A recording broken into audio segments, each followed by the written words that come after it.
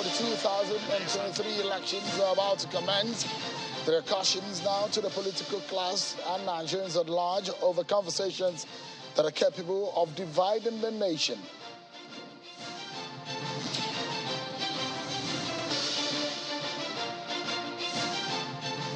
And the APC and the Bola Tinubu presidential campaign are strategizing as Governor Yahaya Bello of Kogi State and Governor Rotimi Akeredolu get roles in the campaign council.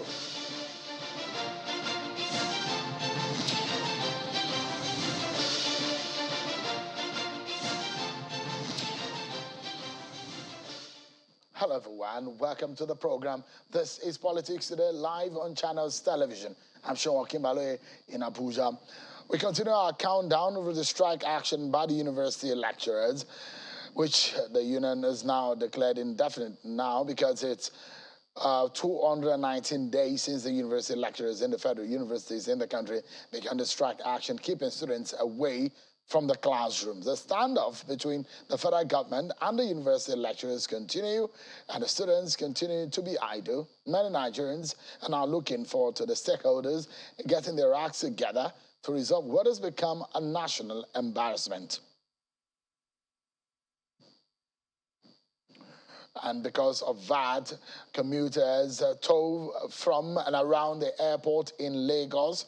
The nation's commercial center today experienced some vehicular traffic after the National Association of Nigerian Student NANS staged a protest along the airport road over the prolonged strike action by their teachers.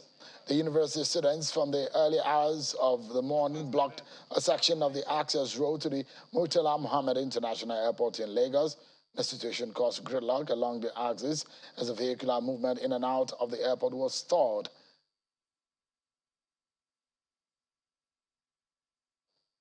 So much to talk about tonight.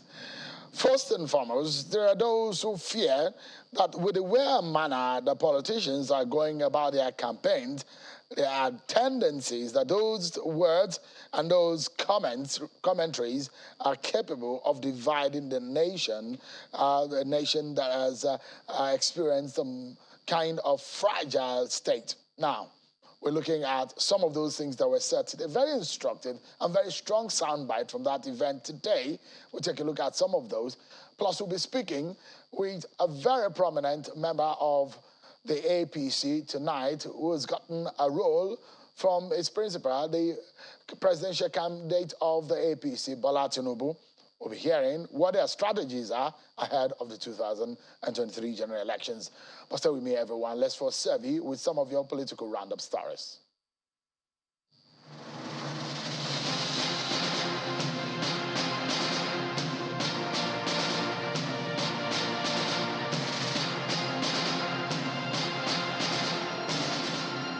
Justice Donatus Okorowo of the Federal High Court Abuja has dismissed a suit filed by the People's Democratic Party challenging the legality of the substitution of the running mates for the All Progressives Congress, Kabiru Masari, and the Labour Party, Doyin Okupe, on the grounds that the court lacked the jurisdiction to entertain the suit, and the suit was an abuse of court process. Justice Okorowo also notes that all the relief sought by the PDP cannot be granted. In the suit, the PDP is claiming that the Electoral Act 2022 does not make provision for a placeholder or temporary running mate, and that the time for resignation, withdrawal, or substitution of presidential candidates or conduct of fresh primaries to replace them is not applicable to Masari and Okupe. There is an evidence of a voluntary withdrawal of the candidates.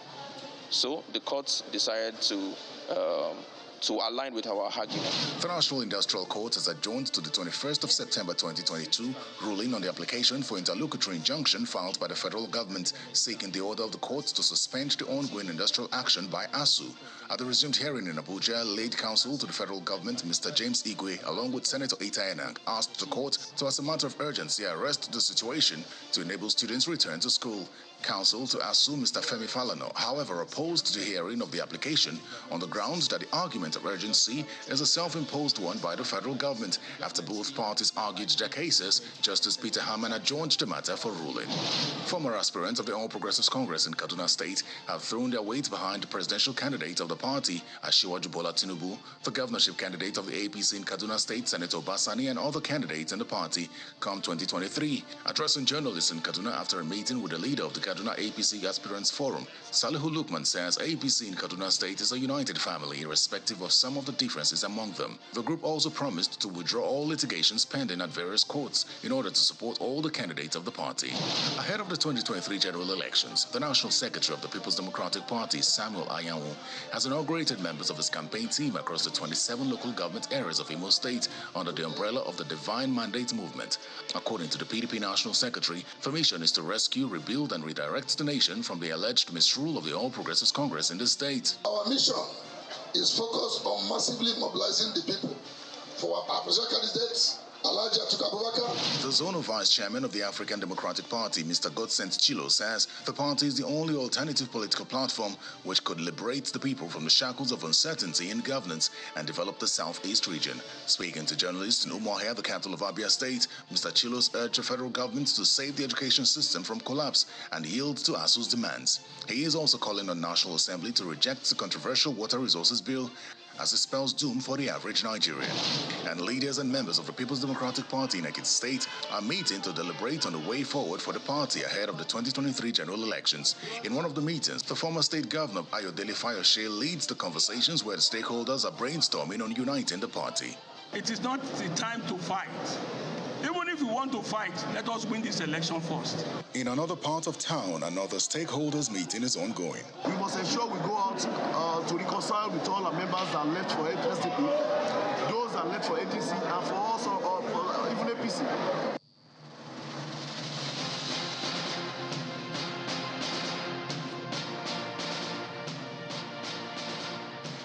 There you have it. You've been served with your political roundup stories. Now, the eyes of the world was on the United Kingdom today as Britain and the world bid a final farewell to the Queen of England. A state funeral attended by world leaders was held before a historic last ceremonial journey through the streets of London packed with sorrowful mourners. Huge crowds gathered in near silence to watch as the Queen's flag-draped coffin, topped with the imperial state crown, orb and scepter, was carried slowly to a gun carriage from Parliament Westminster Hall, where it had lain in state since Wednesday. Nigeria's Vice President, Professor Yemi Osinbajo, was among the world leaders who honored the British royalty at the event.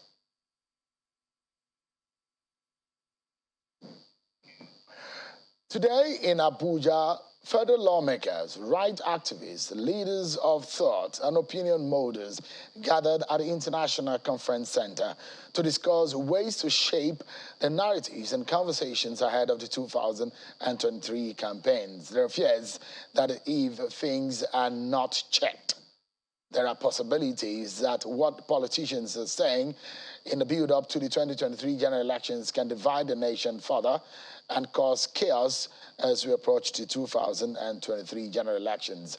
The leaders of the National Assembly, the Senate President and the Speaker of the House of Representatives both spoke about what the National Assembly is doing and the implications of some of the caustic comments or commentaries that we have seen in the past days. Take a listen to the House Speaker, Femi Bajabiamila, and the Senate President, Ahmed Lawan.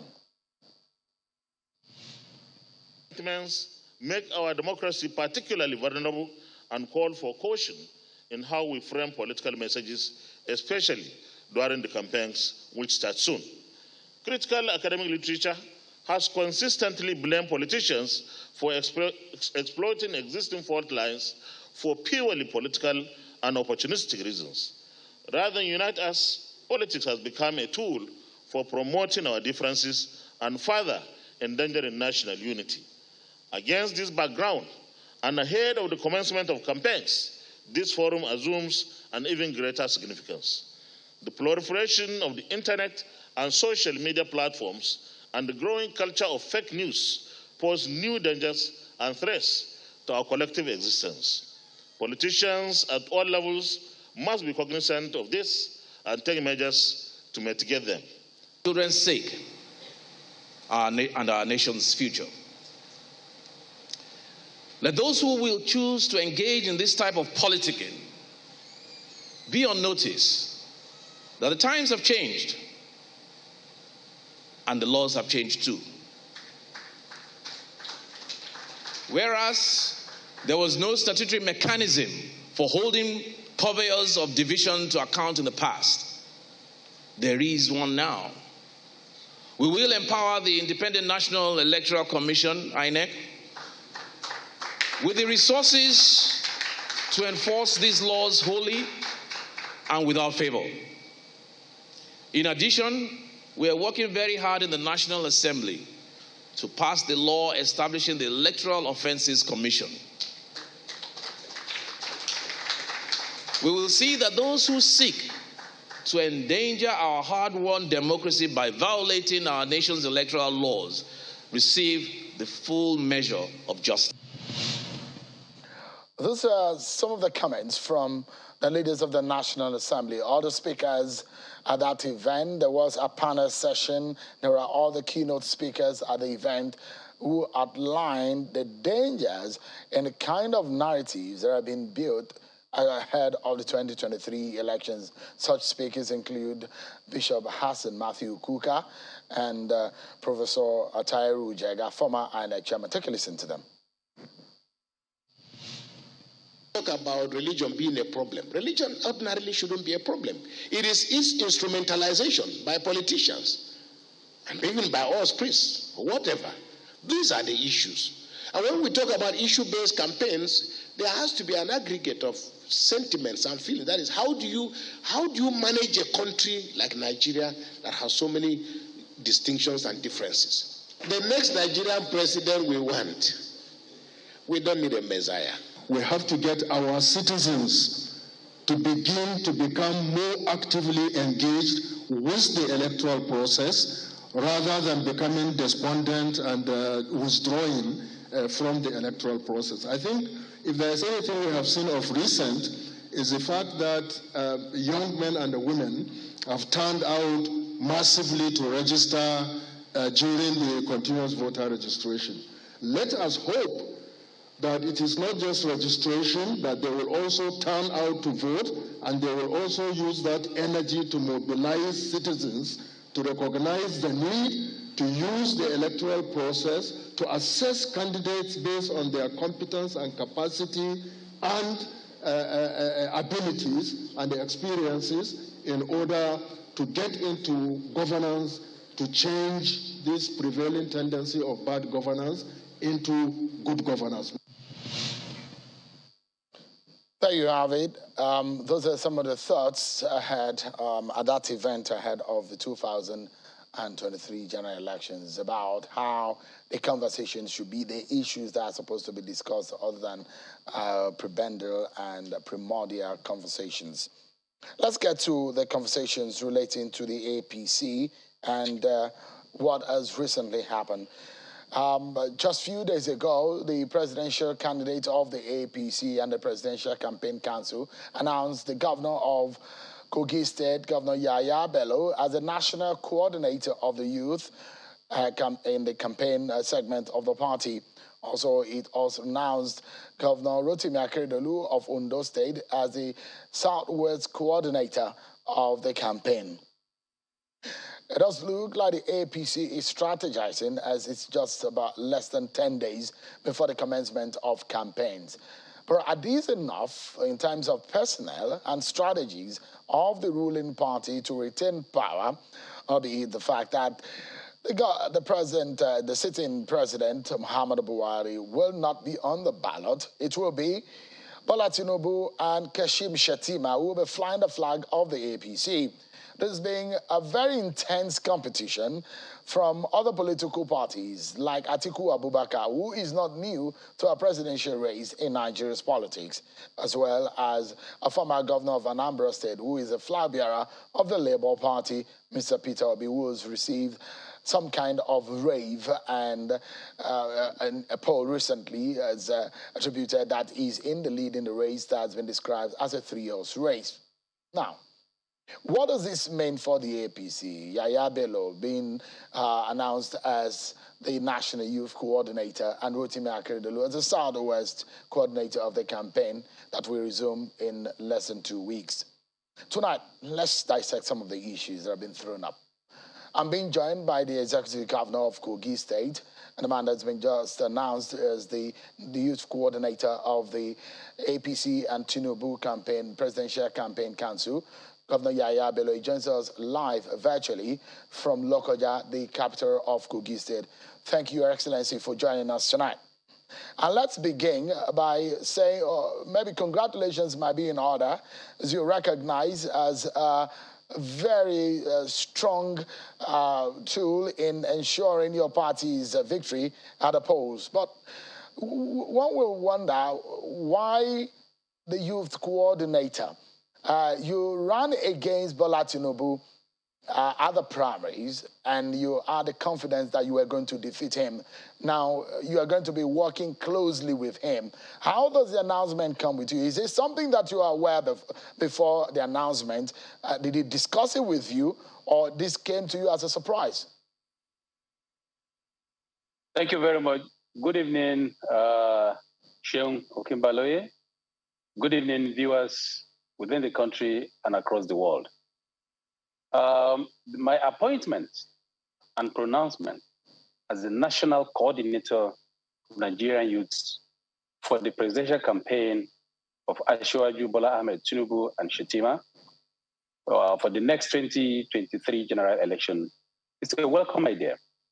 I appreciate and I accept that responsibility. It is one appointment that is welcome, appreciated, and across the whole country by Nigerian youths, women, people living with disabilities, and even elders, especially the credible ones and credible elites across the country. So I sincerely appreciate that. It's more or less like a surprise to me because after the presidential primaries, we had 2 or 3 encounters with our leader and our presidential candidates, and we talked generally about the party, the country, and the way forward for our party, especially in the general election. So it came to me as more or less a surprise. However, I'm always capable. I'm ready at any point in time. And this is an indication that our leader and our candidate is a man that have eyes for the good thing. It's a man that is ready to utilize square peg on a square hole. It's a man that have eyes for solving problems and providing solutions for problems. So identifying me to come and cheer or champion the cause of Nigerian youths in the next general election for our victory has really shown that that is the man that we really need. We need his capacity. We need his intellectual sagacity to be able to take the country to the next level. You will recall that in 2014, 2015, I and a few of my colleagues, of my fellow Nigerian youths, we found, and ran Kogi Youth Arise Group, one of the most formidable groups that championed the cause of Muhammadu Buhari, Osinbajo, in the 2015 general elections. And we delivered massively that particular election for President Muhammadu Buhari and Vice President Osinbajo, and all other of our candidates within Kogi State. You will recall that President Muhammadu Buhari has never won Kogi State in all of his outings, except starting from 2015 and 2019. Then in 2019, I, by the special grace of God, being the executive governor, was able to mobilize, galvanize, sensitize all of Nigerian Kogi youths and deliver more than the numbers we had in 2015. Then along the line, I was appointed as the chairman committee on youth, women, and people living with disabilities mobilization, sensitization into our party during the registration, where I was able to mobilize over 41 million Nigerians and still counting into our party. I could remember that there are so many Nigerians, youths, who were disenchanted and refused to join politics. So I was able to convince them and they joined our party. So, and then, of course, moving into that presidential primaries, everybody knew that I was going to be the candidate to beat in the general election. Campaign for general election is different from primaries. But at primary level, that is what the elites within the party have decided. And I am just super okay with that. I was able, I thank God, I thank my party, I thank the leadership of my party for giving me the opportunity to vie, to run, and learn from the champion of the game, which is Senator Bola Ahmed Tinubu. I've learned enough, and I will continue to learn from his wealth of experience in politics and life achievements. So I welcome this development, and I am going to use my own wealth of experience, my energy, and everything at my disposal, not only to coordinate, but to mobilize, to sensitize, to educate, and to tell ourselves, the younger generation, both men and women, what Nigeria is all about, what I have come to realize about Nigeria politics, and how we shall go and where we should go, which is to vote en masse for Senator Bola Ahmed Tinubu / Kashim Shettima. Not only that, but equally to mobilize for all of our candidates, governorship, Senate, rep, assembly from across the country, because we have the number, we have the contact, and I am in constant touch with all of our structures down to polling unit level before the primary elections, and it is still intact. All right. So, Governor Bello, why do you think Bola Tinubu picked you for this role? Yes, like I enumerated earlier, he has seen my past, performances, and he knows that I am a party man to the core. I've said this severally, that APC is my first political party, and it will be my last political party. And there's no reason why I will jump gun. Learning from our leader, Bola Ahmed Tinubu, our presidential candidate, His Excellency, who has been very consistent. He has been one politician that has been very sincere and very consistent. He never changed political party, except when ACN was merging with other political parties to form this very treasure of ours today called APC. So now looking at me and knowing fully well that I have that integrity and the pedigree and the connection with the Nigerian youths across board, those that are political and those that are apolitical. Now, he knows that I fit in very well, and I am a square peg in a square hole. Who will galvanize and mobilize and coordinate all the Nigerian youths, irrespective of their background, for the victory of our next general elections? And surely, it is just, we're just waiting to fulfill all righteousness, and then we shall march towards the villa by the grace of God to take over from President Muhammadu Buhari, and then right on from there. All right, now, so few people will be curious about the choice of Governor Yahaya Bello as the youth coordinator of the campaign. Do you see yourself as a youth? Fundamentally, are you a youth? Let me tell you, I am a young man. And youth is defined by whatever you might use as yardstick. Today you will have 50-year-old men that are still feeding from their mother, that are still, more or less behaving like toddlers. And today you can even see an 18-year-old teenager who will behave and act more or less like an adult. Today, I consider myself a young man, a bridge between the very young and the very old and the middle age.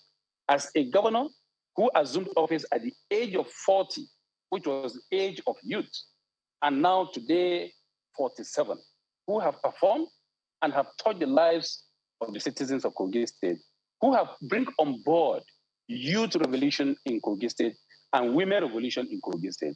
He knows surely that I have that touch with the Nigerian youth across the country, and that I'm going to bring that experience on board. So as a young man, I am a bridge between the two strata. So one would probably wonder that the nomenclature of the role that you are being given maybe would have been the National Young People Coordinator, not Youth Coordinator. Considering the Nigerian National Youth Policy, which upgraded or reviewed the age classification of a youth in Nigeria. Before 2019, the age classification of a youth was between the age of 18 and 35. But now it is between the age of 15 and 29. You are almost double that age right now of 29, which is a classification based on the Nigerian National Youth Policy. So the question is that you are no longer a youth. As far as that classification, you are 47 years of age from your last birthday. And the question is whether or not you have a direct connection with the youth of today. Some of them who will be 18 years at the next Nigerian general election. So you are out of that bracket based on the National Youth Policy. Do you think that you are perfect fit for that role? Like I said, I am a young man in my late 40s. And if you look at those that are around me today and those that are governing today, in Kogi State, from state to local government, they are basically youth. I am the bridge between the young and the old. I am the one that understands the language, metamorphosing, graduating, growing from that young age to my middle age now. I am most connected with the younger generation.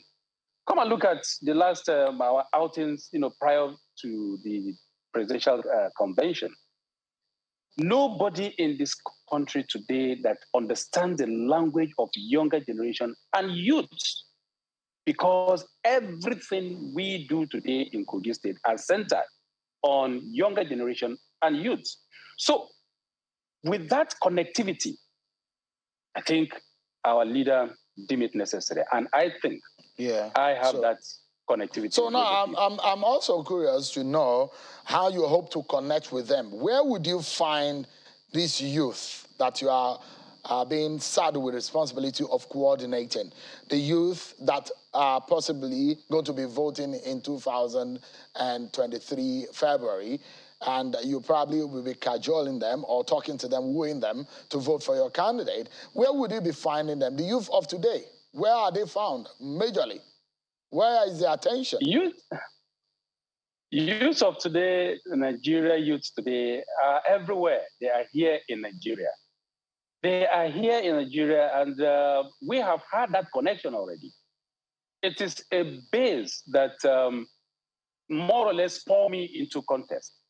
So, and it continues to increase.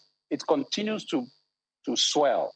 Remember, just a few months back, I coordinated, I mobilized, I sensitized, I educated Nigerian youth and younger generation, and even older ones who have youthful heart as well, to join our party.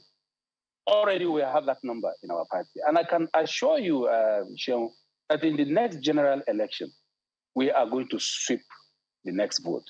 And they will believe me because of my performance in Kogi State, because they believe that when I speak the truth, I will never deceive them. What? And because I have seen our candidate, his pedigree, his integrity, his ability to choose and go for the best, and I am ready to stake my integrity for that, they believe me, and we're going to make a difference.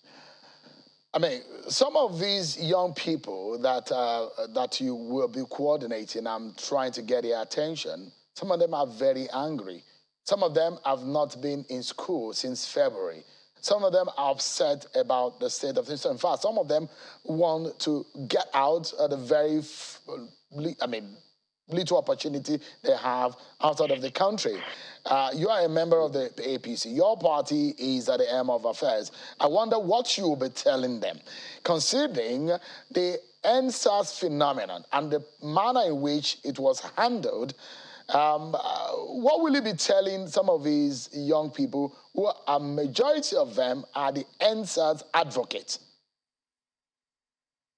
I will tell them the truth and nothing but the truth that I am known for.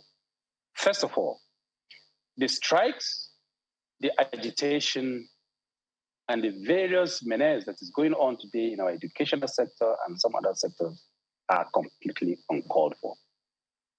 I am going to tell them, and we shall tell them, we shall sensitize them to be able to differentiate between political problem using this particular menace, those who are actually holding them back at home, and why they are being held back at home. We're going to tell them and how we shall take our destinies in our hands, just like our leader, Bola Ahmed Tinubu, our candidate, His Excellency, have identified me, knowing how much I have performed in Kogi State, whereby I inherited or I assumed office when all the tertiary institutions were locked down, were on strike in Kogi State, and including secondary and tertiary teachers were all on strike when I assumed office. But upon assumption of office up to the 6 years counting now, no one single strike in Kogi State. I had the political will and I applied it. So we're going to tell them those, not APC, not President Muhammad Buhari, not Senator Bola Ahmed Tinubu, our candidates, but those who have been who held them down. And they'll be held accountable. The most important thing is, very good thing by Mr. President is that Mr. President will give you your own responsibility to carry out. If you fail, you'll be held accountable. So we are going to hold these people accountable. But for any other political party to now use it as a tool, using ASUU, using any other institution as a tool for political campaign, we are going to tell them the truth. And our Nigerian youth they will open their eyes and they will see in between the lines, and then we should take Governor Bello, for those who are of the opinion that the NSAS advocates or the young people who took to the streets of Nigeria protesting in the NSAS, they still have somewhere in their belly the anger that they poured out in the NSAS, and perhaps for those who are of the opinion that majority of them are the anti-APC. Majority of them have shown interest in other movements that is not pro your party. How do you convince them, those who are perhaps looking angry against your political party, the APC? Let me tell you, first point where the NSAS are supposed to vent their anger was to have participated politically in the selection of who becomes our candidates in the various political parties. That is number one. Street protest and agitation is completely different from voting, election, and electoral process. And you recall that I am the only or the very first governor who identified with the NSAS protest. And I made myself known. I think 3 times I had to address the NSAS protesters at that time. And they listened to me, especially those who attempted to rear their head in Kogi State. I was able to point it out to them, the difference. And even after the NSAS, after the protest, I had the opportunity of meeting with the leadership, some of the leadership of the NSAS, and I told them exactly where they got it wrong. So I am equally going to tell them, I'll sensitize them, I will educate them where they are headed or how they will get it wrong if they did not follow the right way. And the right way is to vote Senator Bola Ahmed Tinubu, who will come and display his prowess in solving the problems that we are being confronted with. All right, Governor Bello, let's take a breather. And when we return, our conversation continues with you and on the Nigerian youth and the agenda of the APC for them, as you have the responsibility of coordinating them, as Bola Ahmed Tinubu has given you that responsibility. We take a break, everyone, and when we come back, our conversation continues right here on the program. We'll be right back. Thank Thank you, everyone, for staying with us right here on the program. Governor Yahaya Bello, who has been announced as the National Youth Coordinator of the Bola Tinubu Shatima Presidential Campaign Organization of the APC, has been speaking with us. He's the Executive Governor of Kogi State. He's live with us virtually from Lokoja, the Kogi State capital. Your Excellency, just for some more questions before we allow you to enjoy the rest of your evening. I was speaking about the youth population. It's now clear from what the ANAP NOI poll revealed that if election were conducted on the day that they released a report that the Labour Party presidential candidate, Mr. Peter Obi, would emerge as the next president of Nigeria. And you will see that if you look at the conversation online, majority of those who have taken up the obedient movement under the Peter Obi presidential mandate are majority of young people. Do you see this? Does this come as a threat to you? And how do you think that you can work, considering the fact that some of these young people seem to have caught some bug about the obedient movement? When, during the contest, before the presidential primaries of all political parties, the only person that commands and command the respect and control of Nigerian youth is Governor Yahaya Bello. Peter Obi, I respect him. A gentleman, one-time governor, a businessman who everybody knows have engaged in several, businesses, including importation of majority of the product we consume today in the country. He's doing well in his own right. But let me tell you, first, online agitation or whatever is different from grassroots movement and mobilization. Prior to my re-election in 2019, two prominent citizens conducted opinion poll about my winning the election in Kogi State. And they marked me down. I simply laugh because they are not on ground. They fly in the sky. They don't move by the road. They don't know, they don't have connection at all with the people. I knew exactly what I had put on ground and the connectivity I had on ground. And I won the election like never before in the history of Kogi State. In this coming election, you will see strategy. You will know that Governor Yahaya Bello of the All Progressive Congress, the executive governor of Kogi State, have the command of and respect of the Nigerian youth. And of course, they are looking forward to me coordinating them and directing them aright. Like I said, the step that our candidate, Senator Bola Ahmed Tinubu, have taken in appointing me to lead the way, coordinate the youth, is an indication that his government, come 29th of May 2023, when he would have been sworn in as President Bola Ahmed Tinubu, is an indication that he is going to be pro-youth, pro-younger generation, pro-Nigerian. He is going to be out for merit. He's going to be out for, quality. Who can solve the problem, devoid of any sentiment? Everybody would have assumed that, look, as an aspirant, as a co-aspirant to him before the presidential election, that he wouldn't have even looked my way. Some people does that. You know of these other political parties, some other political parties who are fighting themselves even long after the presidential, primaries. But look at the way, our leader, Senator Bola Ahmed Tinubu, is going about his campaign now, making sure that everybody come on board. So for him to have identified me and brought me on board, meaning he is that kind of leader who will have the listening ear of the Nigerian youth. And let me tell you something. By the special grace of God, Nigerian youths will run the affairs and government of Senator Bola Ahmed Tinubu when he is sworn in. He will provide the lead, he will provide the expertise, he will provide the experience for all the Nigerian youths for us to be able to take our footing. Today, we are doing that in Kogi State here. All Nigerian youths, our women, our citizens in Kogi State are seeing it exactly.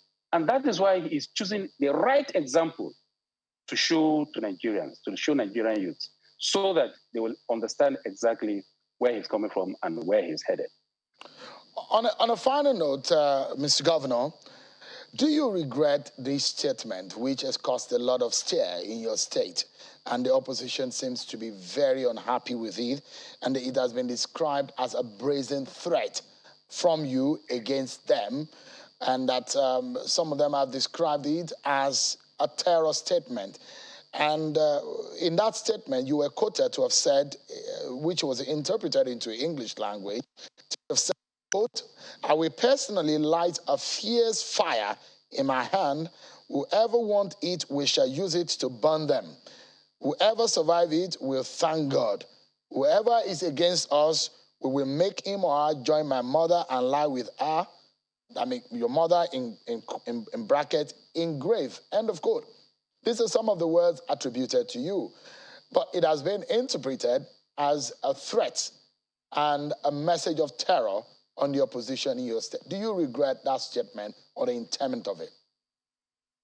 Let me just take a little time. When I assumed office as the executive governor of Kogi State, on 27th of January 2016, Kogi State used to be the terror capital for kidnappers. It used to be the headquarters for kidnappers, armed robbers, bandits, ISWAP, Boko Haram, and what have you. I'm sure you know that there are sections of Kogi State where bombs have been made in the past. And then people crossing the north to the south and south to the north will hold their breath in Kogi State as at the time I came on board. I'm sure if you go back to history, you'll know that Central and some other parts of this country used to witness serious violence during electioneering.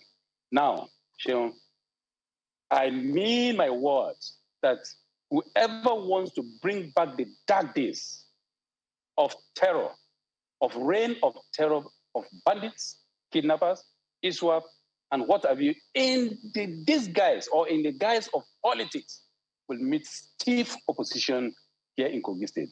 I will be too happy to be a terror to kidnappers. I will continue to be a terror to ISWAP. I will continue to be a terror to bandits. I will continue to be a terror to Boko Haram and all forms of crimes and criminalities in the state. And I will continue to act according with the rule of law that everybody have known, where I was able to bring Kogi State to an enviable height in terms of security, in terms of unity, in terms of development, in terms of everything that has to do with deliverance of good governance and dividend of democracy to our people. Those today that are crying foul, if they are ready to play by the rules of the game, let them come. They are my citizens. I am constitutionally empowered to protect them, to protect lives and livelihood, just like I've been doing. I will not spare anything to fight anybody who will come and destroy our properties. In 2019, there are a lot of our properties, our assets, using our scarce resources to fix in this state. They came, they destroy our floodlights, they destroy our street lights, they deface our streets, they break down, a lot of things. I am not going to allow that. We are building a new Kogi State, a prosperous Kogi State, a very formidable, secure Kogi State, an economically viable Kogi State, a state that is not referring to opposition 10 parties. other states, whereby we are bringing everybody together. I am not going to allow that. I will remain the chief executive officer, the chief security officer till the last second. All right. I am leaving the office. And I'm not going to allow anybody to jeopardize it. So what you're telling them is that you are not making direct reference to opposition party and political conversations. You are only talking about insecurity. Is that what you meant?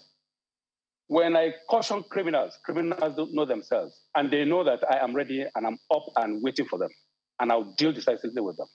Criminals know themselves. Thank you so much, Governor Yahaya Bello, for making those clarifications.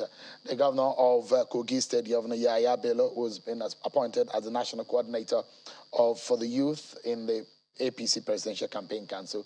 Thank you so much indeed for talking to us tonight. Appreciate it. Thank you very much, and I appreciate all of you. Thank you very much. Thank you, Nigerians. Thank you, Nigerian youth, for giving me the opportunity to serve you in this capacity once again. Thank you very much. Thank you.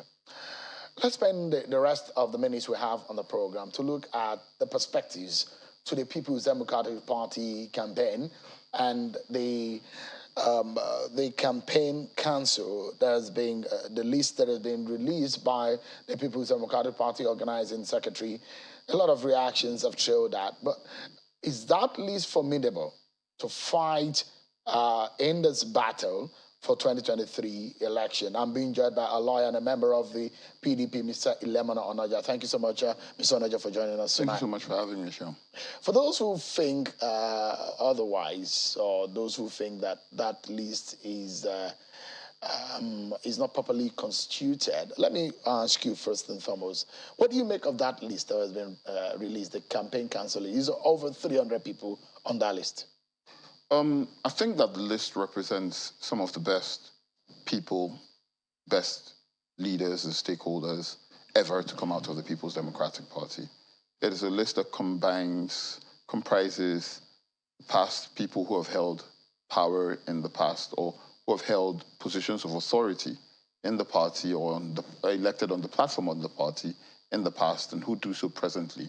And then there are a few people who are on the list who perhaps represent some of the agitations of the party for the future. I think it is a list that takes as much as possible into consideration the many different components that form the umbrella under which all of us are supposed to stand, and that it represents a group of people who, as leaders of the party, have the experience, who have the know-how, who understand the lie of the land, who understand the task at hand, and who are committed to the overall objective of winning the general elections next year and leading the party to form a government at the center. Is it all-inclusive? It is as inclusive as is possible at the time. But is it all-inclusive? I would think that there are a couple of people who, were missing on the list. I don't know about people properly utilized and the roles that are being given. I don't know about, that, okay, so there's the list, there's the membership, there's a few committees that are set out, and then the members who have not yet been fitted into subcommittees. So that list in itself is an ongoing process. So I don't know about you saying whether the people who are on the list are being appropriately utilized. We don't know which committees which of the subcommittees they will fit into. There are those who are just flat members to the best of my understanding. And those members of your party will think, this person has a huge strength and it's not, the person is not giving a leadership role in some of the directorates. And these are some of the issues, those who have played prominent roles in the past in the campaigns of your party, and the thinking that some of their strength are being tucked into the midst of the list. If you look at that list, you'd realize that not everybody can play a leadership role, to be honest, John. There are 326 people, I think. Are you going to create 326 directorates? It's simply impossible. What happens in such a thing is, in such a structure, is that you assign leadership roles to a few people, and then the other people on the list take supporting roles and help them achieve their tasks. Does it quiet the agitation in your party? Does it silence it, rather? At the moment, what it does is that it gives us direction. We know that we're moving towards But the agitation is still there? There will always be agitations in political parties. There will always be. It's impossible to have everybody 100% on the same page. One will wonder, your principal, you work closely with former Senate President Bukola Saraki, who was the Director General of the campaign the last time. He was number 20-something, or 29 or so. It was just a list, his name had to fit in. No, I'm just asking a question. His name had to fit in somewhere. Yeah. People need to stop reading meanings into those things. Dr. Saraki is aware, as are most members, as are all the people on that list, as are most members of the political party, that we all have a role to play in this election. Yesterday, in his weekly newsletter, the presidential candidate of our political party, Alhaji Atiku Abubakar, emphasized that this is an election where everybody from the leadership level to the polling unit level is an important cog in the wheel. and that everybody has a role to play. Does the party stand its chance? I think our party is best placed to win the election. Of all the leading candidates, of all the candidates we have, the candidate who has the most amount of experience, we have the candidate who has the best understanding of the tasks that are required, we have a candidate who has the most detailed solutions and plans for resolving the ANAP the NOI issues. poll put your candidate in the second position. If elections were conducted, that he was... The ANAP NOI polls in itself lacked a lot of credibility. I think that if you have 95 million members on the voters' register and you conduct a poll of 1,000 people where 49 people either refuse to participate where 49% of the people contacted refuse to participate in the poll, say that they are undecided, and you base your results on 520 odd people with a percentage of plus or minus 5%, there's a huge margin for error. And I think that the nature of the poll in itself, you know, the parameters around which the poll was conducted indicate that it shouldn't be trusted. Let's go now, Ilemona. But does the age of your candidate stand as an obstacle, considering the number of young people that will be voting in this election? We need to be telling young people that it's not the age of Atiku Abubakar that matters, it's the age of his ideas. The things that we require at this time to push this country forward are the things that our presidential candidate is advocating for. So it isn't just about the age of his body.